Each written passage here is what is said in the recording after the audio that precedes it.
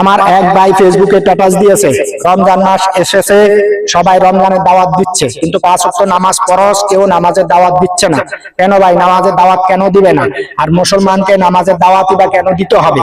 সে তো তার উপরে নামাজ ফরজ হয়েছে, তার নিজ ইচ্ছায় গিয়ে নামাজ পড়বে। হ্যাঁ, তারপরেও যেহেতু আমরা গাফেল থাকি, আমাদেরকে দাওয়াতের প্রয়োজন হয়, তাই আমরা নামাজের দাওয়াত তো দিবই, সাথে রমজানের দাওয়াত। 12টা মাসের ভিতরে 1 মাস হলো রমজান ফরজ, আর 5 ওয়াক্ত নামাজের ভিতরে 17 রাকাত ফরজ। আপনার জন্য কোনো ওজন না থাকলে আল্লাহর খোদার 24টা ঘন্টা ভিতরে 5 ওয়াক্ত নামাজ প্রতিদিন আপনার পড়তে হবে। 24 ঘন্টা হইতে 5 ওয়াক্ত নামাজে মাত্র 1 ঘন্টা সময় যায়। এই 1 ঘন্টা সময় দিয়ে যদি আমরা নামাজ না পড়তে পারি, তাহলে আমরা কিসের মুসলমান হলাম? রমজান মাস আসছে, রমজান নিয়ে রোজা নিয়ে দৌড়াদৌড়ি করি। রোজাতে 1 ফরজ, আপনার নিয়তে 1 ফরজ, এই 2 ফরজ, এবং 5 ওয়াক্ত নামাজে আপনার 17 রাকাত ফরজ। এইদিকে খেয়াল করবেন, এর ভিতরে সুন্নতে মুআক্কাদা নামাজ আছে, ওয়াজিব নামাজ আছে। এই 5 ওয়াক্ত নামাজের ভিতরে কিন্তু এগুলো আছে। রোজাও রাখবো, নামাজও পড়বো। শুধু রমজান মাসে যে নামাজ পড়বো ব্যাপারটা এরকম না।